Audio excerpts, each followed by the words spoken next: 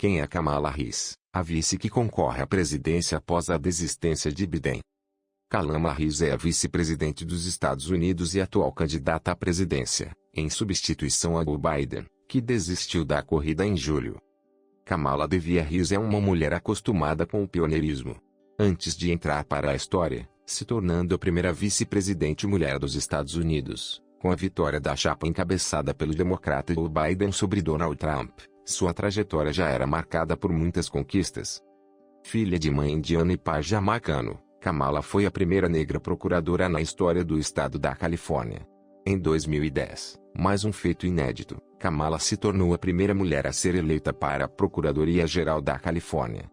Em 2016, foi eleita para o Senado norte-americano, tornando-se a primeira mulher com ascendência asiática, e segunda negra, a se tornar senadora nos 240 anos da história da democracia americana. Em 2019, em busca de mais um pioneirismo, ela disputou as primárias do Partido Democrata com a intenção de ser a candidata do partido para as eleições presidenciais de 2020. Depois de um começo de campanha forte, acabou desistindo da candidatura em dezembro do mesmo ano. Mas o ano seguinte viria com uma surpresa. Em agosto de 2020, Kamala foi escolhida, entre 12 mulheres, como a vice de Joe Biden, na chapa que venceu uma das disputas mais acirradas da história das eleições americanas e desbancou Donald Trump. No seu primeiro pronunciamento público após o resultado do pleito, Kamala postou no Twitter: "Esta eleição é muito mais do que Joe Biden ou eu. É sobre a alma da América e nossa disposição de lutar por ela. Temos muito trabalho pela frente." Vamos começar. Família e formação. Kamala vem de uma família miscigenada, algo incomum nos Estados Unidos na década de 1960.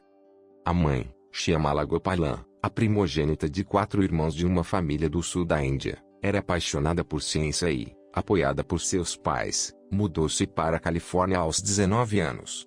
Lá, ela fez seu doutorado em nutrição e endocrinologia na Universidade de Berkeley, atuando como pesquisadora do câncer de mama.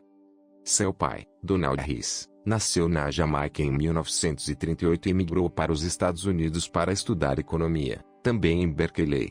Depois de formado, passou a lecionar e, hoje, é professor emérito na também reconhecida Universidade de Stanford.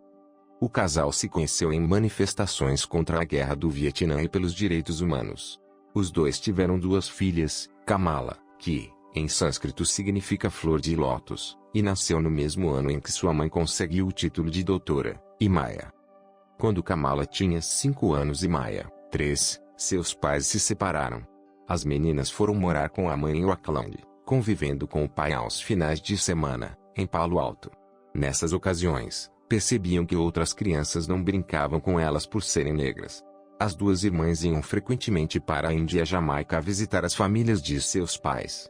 Também frequentavam a igreja batista e templos hindus. O espírito ativista começou a se manifestar cedo nas irmãs. Quando Kamala tinha 10 e Maya, 8, as 2 lançaram uma bem-sucedida campanha para transformar um pátio abandonado no seu condomínio em um playground. Quando Kamala tinha 12 anos, sua mãe foi convidada para ser pesquisadora e professora de uma universidade no Canadá. Assim, a família mudou-se para o país vizinho. Kamala passou a vida estudando em escolas de brancos. No ensino superior, sua irmã Maya foi estudar em Stanford, mas Kamala quis estudar na Howard University, em Washington, conhecida por ser historicamente negra, fundada em 1867. Graduada em Ciência Política e Economia, em 1986, Kamala foi para São Francisco para estudar Direito na Universidade da Califórnia, formando-se em 1989. No ano seguinte, ela foi admitida na Ordem dos Advogados da Califórnia, muitas vezes a primeira. A partir de 1990, Kamala passou a trabalhar na Procuradoria do Estado da Califórnia. Em 1993, começou uma relação com Willie Brown, que seria o primeiro prefeito negro de São Francisco. Pouco depois de eleito, Brown terminou o relacionamento. Mais tarde, ela trabalhou com o progressista Terence Allinan, no Ministério Público de São Francisco. Curiosamente, ela o enfrentaria nas urnas pouco tempo depois. Na maioria dos estados do ZA, o ocupante do cargo de procurador de justiça é escolhido por meio de eleição. Kamala se candidatou para o cargo de procuradora de São Francisco em 2003, contra o ex-chefe Helena, e venceu. Eleita, Kamala tornou-se a primeira promotora distrital negra da história da Califórnia. No cargo, sua prioridade foi resolver os casos esquecidos pela antiga administração, enfrentando críticas da opinião pública e de aliados políticos ao não pedir a pena de morte para um réu acusado de assassinar um policial.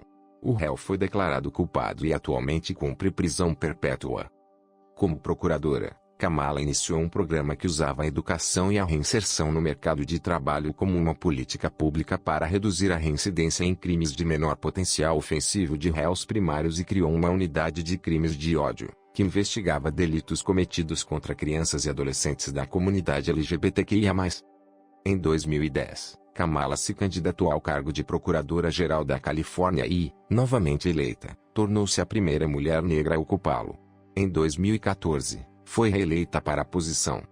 Por fim, em 2020, Kamala coroa seu pioneirismo, tornando-se a primeira mulher eleita a vice-presidente dos Estados Unidos. Senadora. Quando a democrata Barbara Boxer, senadora pela Califórnia, anunciou sua intenção de encerrar sua carreira de mais de 20 anos na política, Kamala foi a primeira a declarar sua intenção de ocupar a vaga. Ela lançou sua campanha em janeiro de 2015 e recebeu o apoio de figuras proeminentes do partido, como o então presidente americano Barack Obama.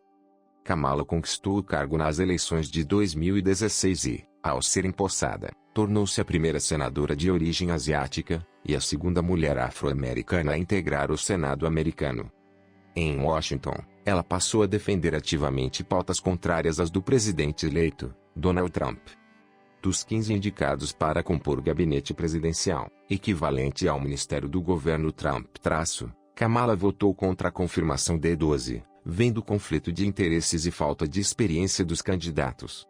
Também votou contra os 2 nomes indicados por Trump para a Suprema Corte, o STF americano, tornando-se reconhecida por ser extremamente dura e eficaz nos questionamentos, lembrando seus tempos de procuradora. Kamala também se opôs ativamente às restrições em políticas de imigração do governo Trump. Em 2018, foi uma das senadoras a pedir que o governo americano interrompesse a política de separação de famílias e crianças na fronteira. Ela também se opôs à tentativa do Partido Republicano de revogar parte do Affordable Care Act, também conhecido como Obamacare, que expandiu o acesso à saúde nos Estados Unidos. Enquanto batia no governo Trump, Kamala organizava sua própria candidatura à presidência dos Estados Unidos. Em janeiro de 2019, anunciou oficialmente que concorreria às eleições. Durante as 24 horas seguintes, superou o recorde de maior quantia de dinheiro arrecadada para uma campanha presidencial em um único dia. Mas a facilidade com que o dinheiro fluiu nos primeiros meses de campanha não se sustentou nos seguintes. Em 3 de dezembro de 2019, sem decolar nas pesquisas das primárias do Partido Democrata, Kamala desistiu da corrida presidencial, vice de Biden. Com uma plataforma eleitoral progressista, baseada na prevenção da violência com armas de fogo, redução de impostos para a classe média, elevação do salário mínimo para $15 por hora, combate ao aquecimento global e manutenção e expansão de um sistema de saúde universal, Kamala Harris chamou a atenção dos democratas durante sua pré-campanha.